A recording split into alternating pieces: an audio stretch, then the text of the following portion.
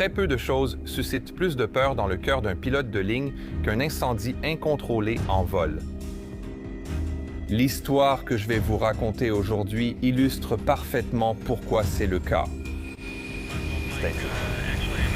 Un immense merci à Blinkist d'avoir sponsorisé cette vidéo.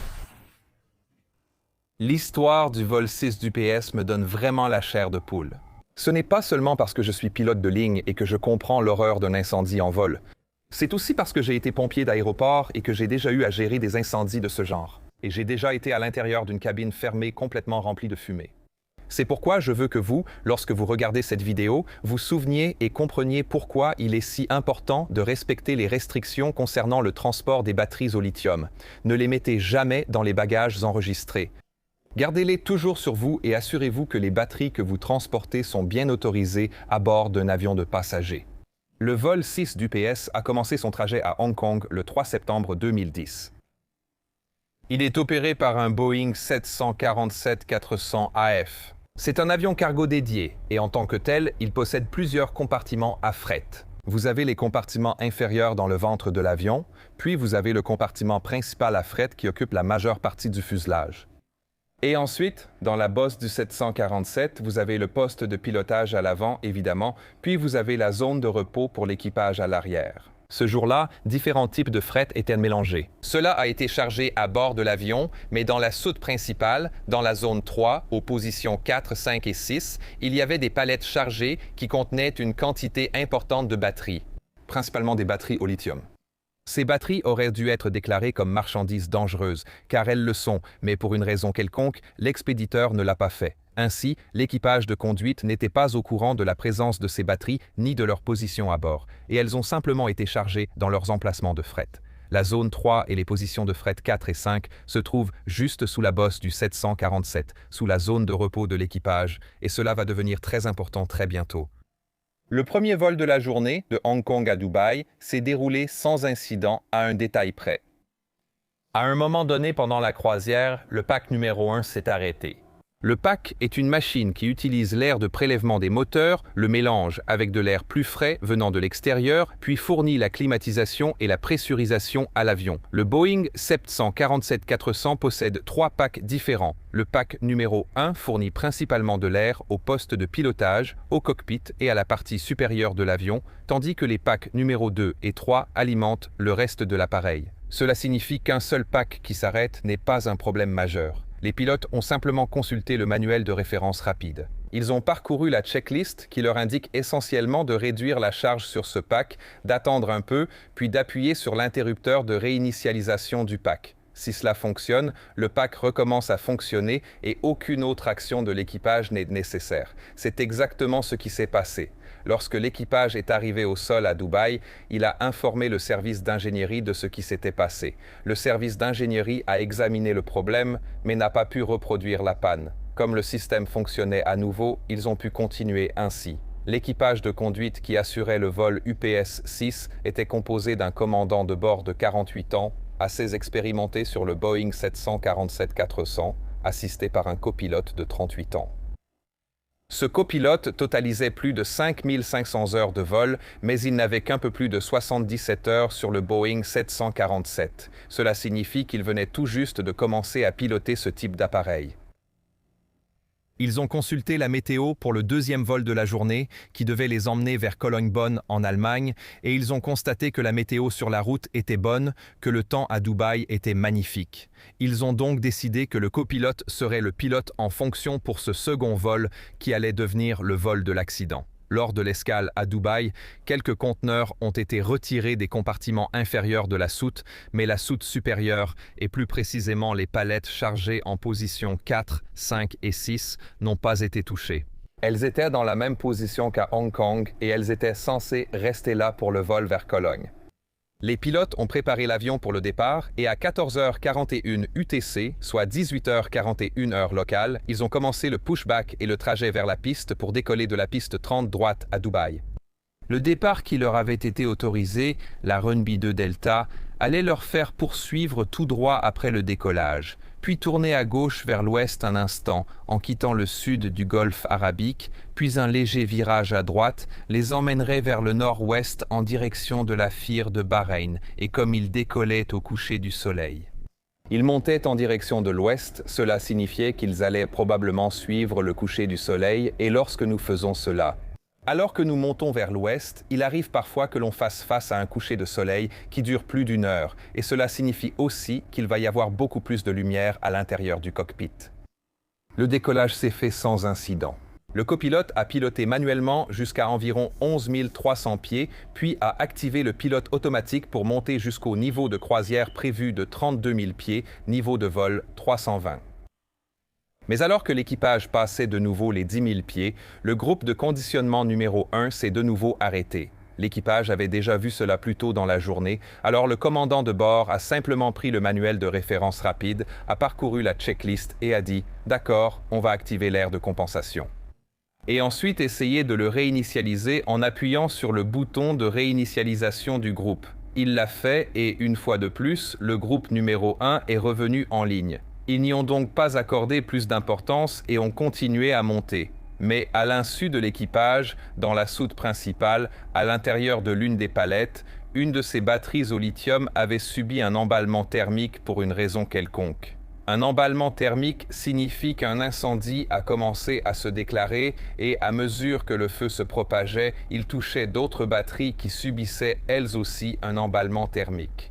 Ce qui s'est produit, c'est une réaction en chaîne où un incendie se développait rapidement à l'intérieur de cette palette. Une chose que vous devez comprendre cependant, c'est que le Boeing 747 Cargo n'est équipé d'aucune caméra thermique ni d'aucun dispositif qui surveille spécifiquement la température dans la soute à marchandises. Ce qu'ils ont, ce sont des détecteurs de fumée, mais le problème avec les détecteurs de fumée, c'est que pour qu'ils se déclenchent, il faut qu'il y ait une quantité suffisante de fumée. Cela signifie donc que cet incendie avait probablement déjà commencé à brûler et à se propager à l'intérieur de la palette pendant plusieurs minutes avant qu'aucune alarme ne se déclenche dans le cockpit. Les pilotes continuent donc à monter vers leur altitude de croisière totalement inconscients de ce qui se passe à l'arrière de l'appareil. Maintenant, avant que nous n'entrions dans la séquence d'accidents très rapide, avant ce vol, je souhaite partager un bref message de mon sponsor qui rend possible la réalisation de ces vidéos. Je pense qu'en ce début d'année, nous essayons tous de nous améliorer. Je veux perdre quelques kilos et pour cela, j'aime explorer de nouvelles idées ou perspectives sur des sujets que je croyais connaître. C'est pourquoi je suis très heureux d'avoir Blinkist comme sponsor de cet épisode, car c'est une ressource fantastique pour faire exactement cela. Ce qu'ils font, c'est qu'ils ont plus de 5000 titres dans 27 catégories différentes et ils les condensent pour en extraire l'essentiel qu'ils appellent des Blinks. Cela signifie qu'un livre qui vous prendrait des heures à lire ne vous prendra que 15 à 25 minutes à écouter. Ils font la même chose pour les podcasts appelés Shortcast. Et un titre que je parcours rapidement en ce moment. C'est la science de la narration dont j'essaie d'appliquer les leçons sur ma chaîne. Si cela vous intéresse, alors cliquez sur le lien ci-dessous. C'est blinkist.com/mentourpilote et cela vous donnera accès à un essai gratuit de 7 jours et après cela, vous bénéficiez de 25% de réduction. Découvrez l'abonnement Premium Blinkist et commencez à vous inspirer dès aujourd'hui. À 15h12 et 54 secondes, cela fait environ 21 minutes après le début du vol. Une alarme incendie retentit dans le cockpit. Ceci, accompagné du voyant rouge d'alarme principale, indique qu'il y a un incendie quelque part dans l'avion. Le commandant de bord baisse les yeux et réalise rapidement qu'ils font face à un feu dans la soute principale. Il se tourne vers le copilote et dit « D'accord, on dirait qu'on a un incendie dans la partie avant de la soute principale, je prends les commandes de l'avion. » Cela fait du copilote le pilote surveillant et c'est lui qui va devoir gérer la checklist de situations anormales. Il a aussi dit « Je pense qu'on devrait faire demi-tour maintenant. » Tout cela se déroule en 8 secondes, donc la décision de retourner à Dubaï est prise très vite, sans vraie discussion entre l'équipage. Maintenant, une partie de moi comprend cela, car un incendie en vol est l'une des pires situations qui puissent arriver à n'importe quel pilote, et surtout sur un avion cargo, où la probabilité qu'il s'agisse d'une fausse alerte est bien plus faible. Cela les pousse forcément à prendre la décision d'essayer de poser l'avion au sol le plus vite possible, ce qui est logique. Cependant, dans ce cas, cela va avoir des conséquences immédiates, car le commandant de bord, qui est maintenant le pilote en fonction, prend également en charge la gestion de la radio. C'est quelque chose que nous faisons généralement en cas d'urgence, afin que le pilote surveillant puisse se concentrer sur l'exécution de la checklist. Le commandant de bord informe le contrôleur aérien de Bahreïn, nous avons une indication de feu et devons descendre rapidement. Le contrôleur aérien de Bahreïn leur répond et dit « D'accord, nous comprenons, vous avez l'aéroport de Doha à votre position 10 heures, à environ 100 miles, est-ce que cela serait assez proche ?» Et le commandant de bord répond « En fait, nous préférerions retourner à Dubaï et nous souhaitons déclarer une urgence. » À ce moment-là, Dubaï est à environ 180 miles, tandis que Doha est à 100 miles. Mais comme je l'ai dit précédemment, il est probable que cette décision de revenir soit due au fait qu'ils connaissent l'aéroport d'où ils viennent juste d'en partir, ils savent quelles sont les conditions météo, ils connaissent les pistes, ils ont probablement leur carte d'approche à disposition rapidement, donc cela demande moins de préparation et d'installation pour y retourner. Mais c'est presque 2 fois plus loin. Le commandant de bord initie maintenant un virage à droite pour prendre un cap d'environ 0,95 degrés, soit un cap réciproque par rapport à celui qu'il suivait auparavant. Il demande aussi l'autorisation de descendre d'abord au niveau de vol 280, soit 28 000 pieds.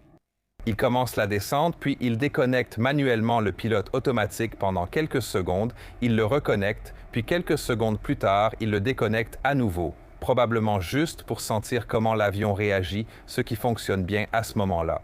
Le copilote, au même moment, a commencé à suivre la checklist des procédures anormales pour un feu de cargaison en vol et il commence à l'exécuter. Il est important de comprendre ici que le Boeing 747-400 n'a aucun système d'extinction d'incendie à l'intérieur de son pont principal de chargement. À la place, il y a 2 éléments. Un revêtement coupe-feu de la soute qui entoure tout le compartiment cargo et qui est fait d'un matériau censé résister à des températures très élevées et qui est censé empêcher un feu à l'intérieur du compartiment cargo d'atteindre le cockpit et les quartiers de l'équipage. La deuxième partie est ce qu'on appelle un système d'extinction, qui est activé en utilisant la checklist des procédures anormales et cette checklist indique au pilote qu'il doit d'abord monter ou descendre à 25 000 pieds. Et ensuite, vous appuyez sur le bouton de suppression.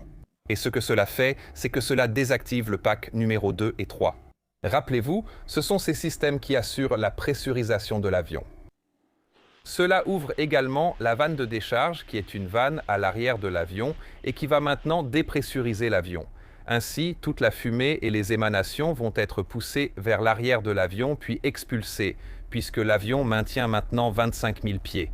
À cette altitude, la pression est nettement plus basse, mais le niveau d'oxygène l'est aussi. Et l'idée est que, pour cette raison, il sera beaucoup plus difficile pour un feu de survivre ou de se propager. Vous avez sans doute remarqué que le groupe de conditionnement numéro 1 ne se désactive pas avec ce bouton. Il y a une bonne raison à cela. Le groupe de conditionnement numéro 1 fournit l'air et la pressurisation au poste de pilotage et au quartier de vie. Donc, si le groupe de conditionnement numéro 1 fonctionne, il y aura une pression plus élevée dans le poste de pilotage que dans la soute à bagages, empêchant ainsi la fumée de pénétrer dans ce compartiment. Le copilote exécute cette checklist. Dans la checklist, après avoir utilisé l'interrupteur de suppression, vous éteignez aussi manuellement les groupes de conditionnement 2 et 3 pour vérifier que le système fonctionne bien. Parce que l'avion est en train d'être dépressurisé. Il fait également partie de la checklist de mettre le masque à oxygène et, dans ce cas, les lunettes de protection contre la fumée, car cet avion ne possède pas un masque complet couvrant tout le visage, il y a 2 unités séparées. Et pendant que l'équipage met ses masques, il y a une certaine confusion sur la façon de s'entendre et de communiquer, mais cela se résout assez rapidement. Cependant, alors que l'équipage s'occupe des masques, autre chose se produit. Le pack numéro 1 cesse de fonctionner à nouveau.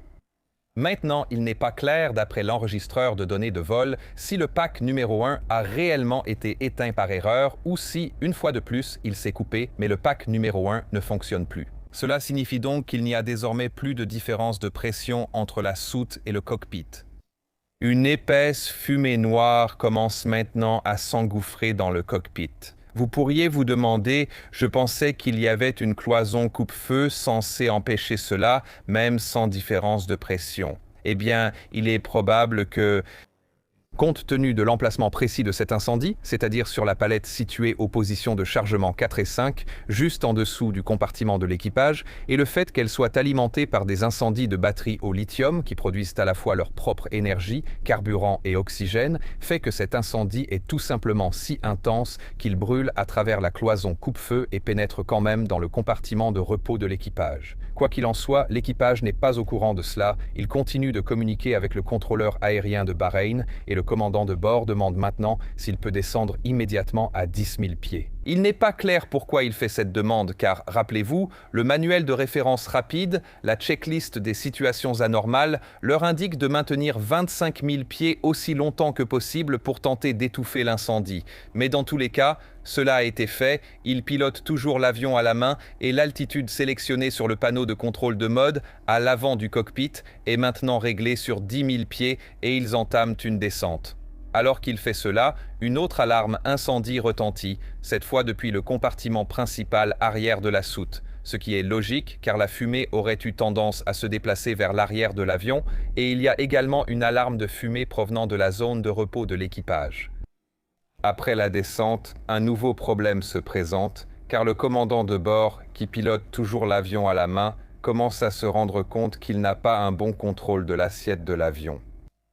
L'enregistreur de données de vol indique qu'il pousse et tire sur le volant, mais qu'il n'y a qu'un mouvement minimal des gouvernes de profondeur à l'arrière. Pendant qu'il fait cela, il commence à dire à son copilote « Je n'ai aucun contrôle de l'avion. » « Tu sais, je n'ai aucun contrôle. » Et le copilote répond « Quoi? Qu'est-ce que tu veux dire? Tu n'as aucun contrôle du tout ?» Et une discussion s'engage à ce sujet. Alors pourquoi cela se produit-il maintenant? Eh bien, les commandes de vol du Boeing 747 sont actionnées depuis le volant via des câbles reliés aux commandes du pilote, qui passent ensuite sous le plancher du cockpit, puis vers l'arrière de la zone de repos de l'équipage, à travers plusieurs poutres et poulies. Elles montent ensuite vers le haut de l'appareil et traversent le sommet du fuselage. La partie supérieure de l'appareil s'étend vers l'arrière jusqu'à la gouverne de profondeur et de direction. L'incendie, ayant traversé la doublure de la soute, a sans doute endommagé les structures en treillis qui conduisent ces câbles vers le haut de l'appareil. Et si cela s'est produit, cela va avoir un effet important sur la tension des câbles. Maintenant, les câbles doivent avoir une tension spécifique pour que le mouvement des commandes de vol corresponde précisément et parfaitement à ce que font les gouvernes de profondeur. Donc, s'il y a moins de tension, cela signifie que l'effet que les pilotes auront en déplaçant le volant va devenir beaucoup moins important. Heureusement, le pilote automatique contrôle les gouvernes de profondeur, la gouverne de direction et les commandes de vol par des signaux électroniques envoyés aux actionneurs à l'arrière, et cela n'est pas affecté à ce stade. Mais le pilote ne le sait pas, car il pilote l'avion manuellement. La fumée devient de plus en plus dense à l'intérieur du cockpit. Et la transcription de l'enregistreur de voix du cockpit indique que les pilotes commencent maintenant à discuter du fait qu'ils ont des difficultés à voir leurs instruments et à voir certaines parties du cockpit. Le commandant de bord demande au copilote de bien vouloir programmer l'ordinateur de gestion de vol, le FMC, pour un retour sur la piste 12 gauche, qui est la piste opposée à celle d'où ils ont décollé à Dubaï. Et le copilote dit qu'il peut à peine voir le FMC, mais il est indiqué sur l'enregistreur de données de vol que le copilote a dû réussir à programmer l'approche dans le FMC, car il a ensuite également réglé les deux récepteurs de données de navigation sur la fréquence ILS de la piste 12 gauche, ce qui sera nécessaire pour l'approche plus tard. À 15h17 et 39 secondes, soit environ 4 à 5 minutes après le début de l'urgence, le commandant de bord transmet à l'ATC de Bahreïn et leur dit que le cockpit est maintenant complètement rempli de fumée et qu'ils essaient de virer à droite sur un cap de 130. Il leur demande également de prévenir Dubaï afin que des hommes et du matériel soient prêts à leur arrivée.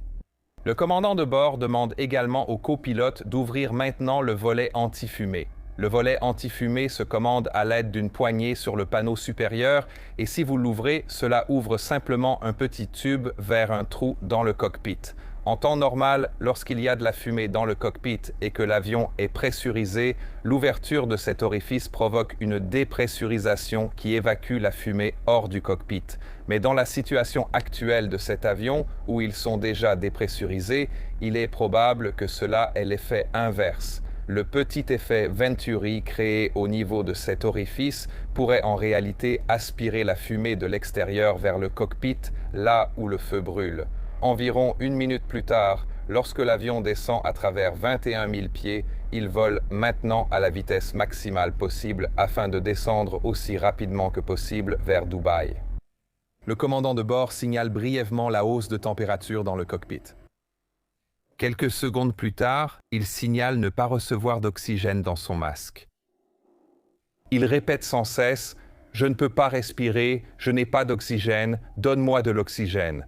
Il le dit au copilote, mais le copilote ne sait pas comment réagir ni comment l'aider. Il y a des masques à oxygène de secours disponibles dans le cockpit, mais pour les atteindre, le commandant de bord devrait reculer et les prendre dans la zone du jump seat. Lorsque le commandant de bord se rend compte que le copilote ne comprend pas ce dont il a besoin ni où se trouve l'oxygène de secours, il décide d'aller le chercher lui-même. L'enregistreur de voix du cockpit indique, d'après les bruits ambiants, que le siège du commandant de bord est en train d'être reculé. Mais pour aller chercher cet oxygène, il doit retirer à la fois ses lunettes de protection contre la fumée et son masque à oxygène. Il le fait, puis sort de son siège. Quelques secondes plus tard, les derniers mots jamais entendus du commandant de bord sont « Je ne vois rien ». Et ensuite, il n'y a plus aucun signe de vie du commandant de bord pendant le reste du vol.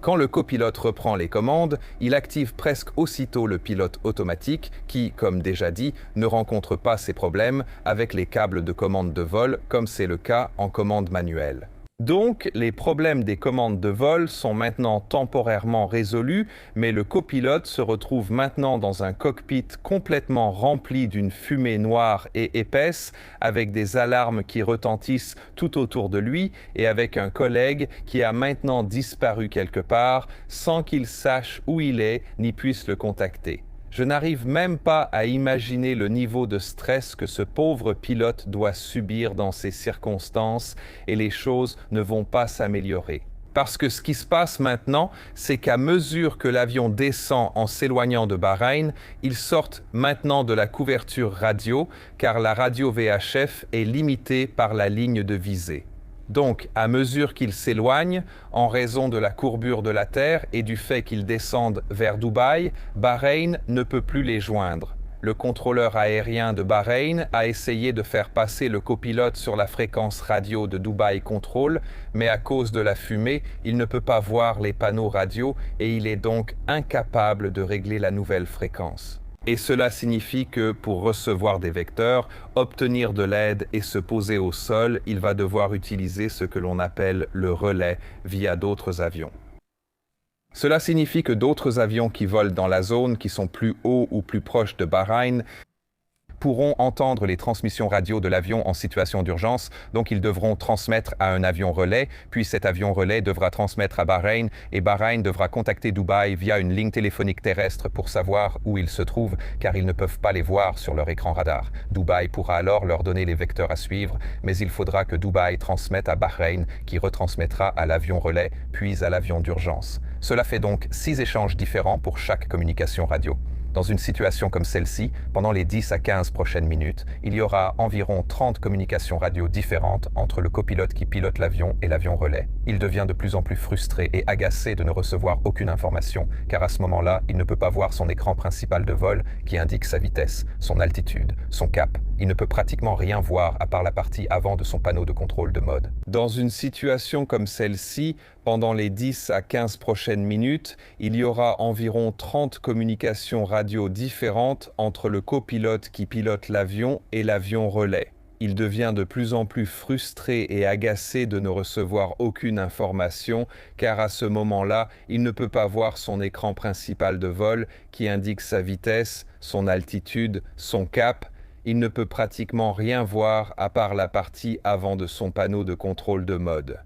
Vous pouvez donc imaginer ce que l'on ressent quand on ne sait pas où l'on se trouve ni où l'on va et qu'on ne reçoit aucune réponse du contrôleur aérien sur lequel on compte pour survivre. En même temps, le copilote signale aussi qu'il manque d'oxygène. Que se passe-t-il avec le système d'oxygène? Pourquoi a-t-il soudainement cessé de fonctionner pour le commandant de bord? Eh bien, il a été très difficile de déterminer la cause exacte de cela pendant l'enquête, mais il est très probable que l'incendie ait commencé à s'approcher des bouteilles d'oxygène et de la tuyauterie métallique qui alimente les masques à oxygène dans le cockpit.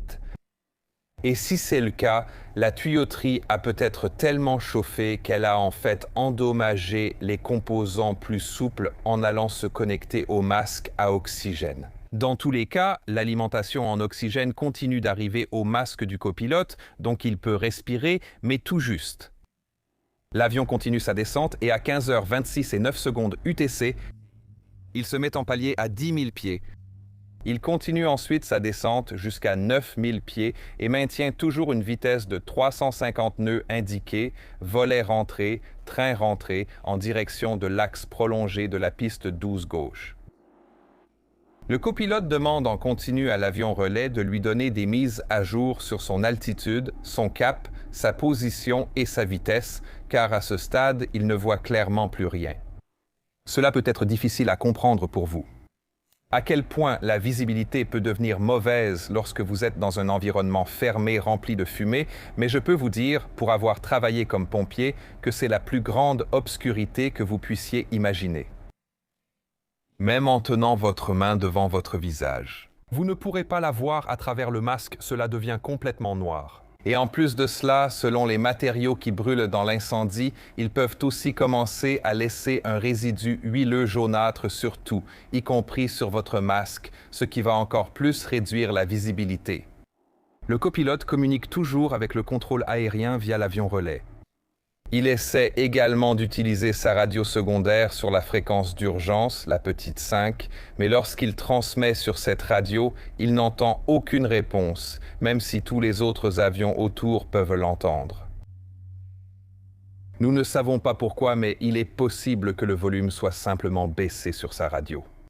Sur le panneau de communication aussi, et ne voyant pas le panneau de réglage radio, il ne peut pas savoir que c'est le cas. Il pense simplement que personne ne peut l'entendre. Finalement, il parvient à obtenir un dernier cap vers la piste 12 gauche à Dubaï. Il s'oriente sur un cap de 115 degrés, mais il maintient toujours 9000 pieds et plus de 350 nœuds. Avec le poids de cet avion, c'est beaucoup trop d'énergie pour pouvoir atterrir en toute sécurité.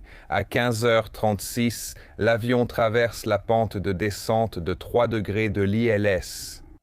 Le copilote ne se rend pas compte que cela se produit, mais très peu de temps après, il engage le mode approche sur le panneau de contrôle de mode. Maintenant, s'il avait fait cela un peu plus tôt et à une vitesse un peu plus basse, l'avion aurait pu intercepter à la fois le localisé et la pente de descente et potentiellement descendre et effectuer un atterrissage automatique sans qu'il ait besoin de voir. Mais comme il fait cela après que l'avion a dépassé la pente de descente de 3 degrés, cela ne va pas fonctionner. Il reçoit des informations de l'avion relais sur sa distance à la piste et, se sachant trop haut, règle l'altitude à 4000 pieds sur le panneau de contrôle pour amorcer la descente. À 15h37 et 6 secondes, il intercepte la fausse pente de descente de 6 degrés. L'avion commence à piquer du nez, mais seulement quelques secondes plus tard, il désactive la fonction de pente de descente, sélectionne le mode vitesse verticale et règle un taux de descente de 2000 pieds par minute. En sélectionnant la vitesse verticale, cela déconnecte les deux pilotes automatiques qui auraient permis l'atterrissage automatique, mais comme il était sur la fausse pente de descente, il est peu probable qu'il aurait pu le faire de toute façon. Le localisé n'est jamais capté, probablement à cause de sa vitesse et de son altitude très élevée, ce qui signifie que les critères de capture du localisé par le pilote automatique ne sont jamais remplis. Mais il descend maintenant vers l'aéroport, il se rapproche de plus en plus et le contrôle d'approche de Dubaï remarque qu'il est beaucoup trop haut. Pour pouvoir effectuer cette approche, ils envoient les messages via l'avion relais et l'avion relais lui demande s'il peut faire un 360. Vous êtes beaucoup trop haut, pouvez-vous faire un virage à 360 ? Cela signifie effectuer un tour complet en finale pour réduire à la fois la vitesse et l'altitude. Mais le copilote répond simplement « négatif, négatif » et continue tout droit. Immédiatement après cet échange, le copilote sélectionne la sortie du train d'atterrissage, il déploie les aérofreins et sélectionne les volets sur 20 puis sur 30, probablement dans une tentative de ralentir l'avion et de le poser sur la piste. Malheureusement, les câbles qui activent la sortie du train d'atterrissage passent par les mêmes longerons que les commandes de vol et ils ne sont maintenant plus disponibles. Donc, même s'il sélectionne la sortie du train, le train reste rentré. Cela déclenche l'alerte sonore de configuration d'atterrissage et affiche également un message EIKS concernant la configuration du train d'atterrissage. Le copilote a dû comprendre cela car sur l'enregistreur de voix du cockpit, on l'entend dire « je n'ai pas de train ». Et pendant qu'il dit cela, l'avion se met en palier à 4000 pieds, qui était l'altitude qu'il avait sélectionnée sur le panneau de contrôle de mode. Lorsqu'il se met en palier, l'automanette passe en mode de sélection de vitesse et, dans ce mode, l'automanette essaiera de protéger contre tout dépassement de vitesse maximale. Vous vous souvenez comment il a choisi d'abord les volets 20 puis 30 ? Eh bien, il n'a jamais obtenu les volets 30 à cause de la vitesse élevée. Les volets ne pouvaient pas sortir davantage à cette position, mais les volets 20 sont toujours sélectionnés et les volets 20 ont une vitesse maximale de 235 nœuds. À cause de cela, la poussée, qui jusqu'à présent était réglée pour maintenir cette vitesse élevée demandée par le pilote, revient maintenant au ralenti et l'avion commence enfin à ralentir. Pendant que cela se passe, l'avion survole la piste 12 gauche à Dubaï.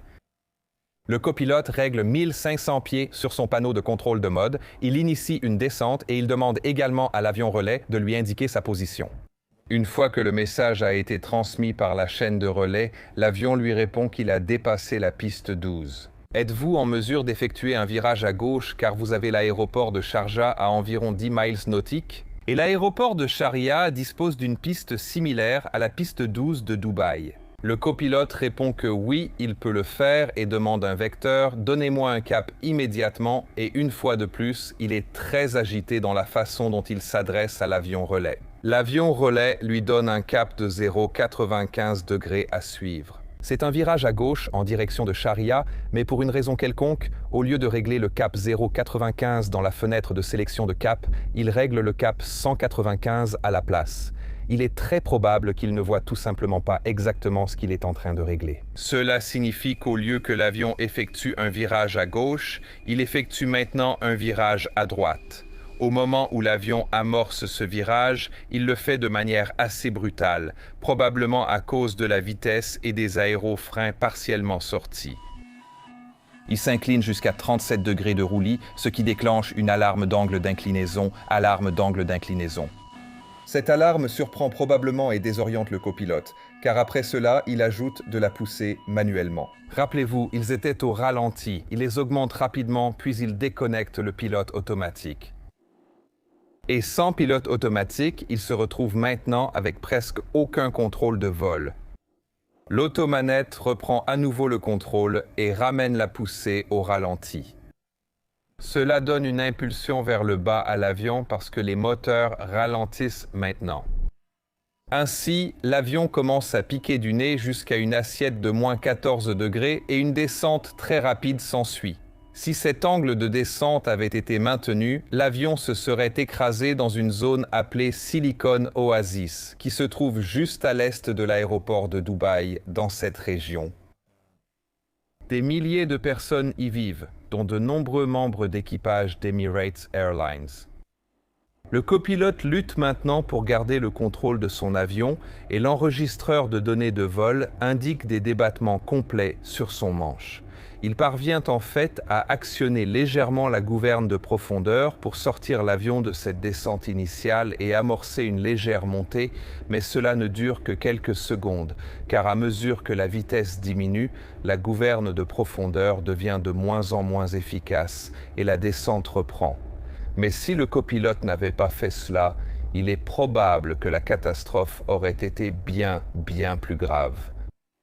À 15h40 et 28 secondes, les premiers avertissements du GPWS commencent à apparaître, puis ils se poursuivent jusqu'à la toute fin de l'enregistrement. À 15h41 et 34 secondes, le Boeing 747 s'écrase au sol juste à l'est de Silicon Oasis. Il endommage plusieurs bâtiments vides, l'appareil est complètement détruit et les deux pilotes sont tués sur le coup dans l'accident. Mais personne au sol n'est blessé. Cet accident a bouleversé l'industrie aéronautique, surtout le secteur du fret. Après le rapport final, l'accent a été mis sur la formulation de recommandations pour éviter que cela ne se reproduise.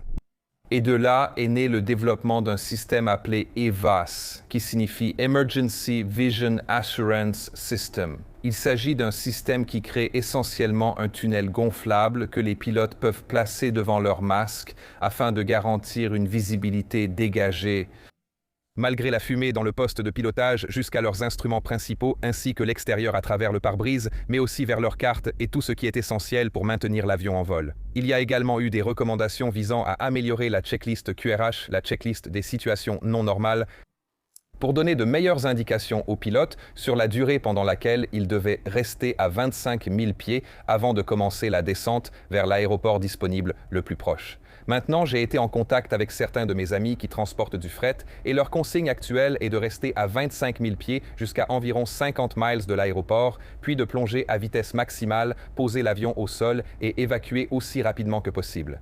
Il y avait également de nombreuses recommandations concernant la conception des avions cargo et le fait qu'il manquait à la fois un système de suppression et d'extinction d'incendie à l'intérieur des principales soutes à fret.